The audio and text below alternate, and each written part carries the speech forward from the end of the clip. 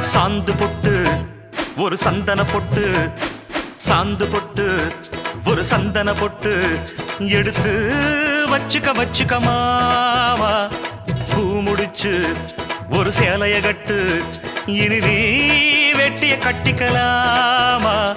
கம்பெடுத்தா சொல்லி அடிப்பே, ஜல்லி காளையை போல் துள்ளி குதிப்பே, ஒரு பம்பரமா சுத்தி அடிப்பே.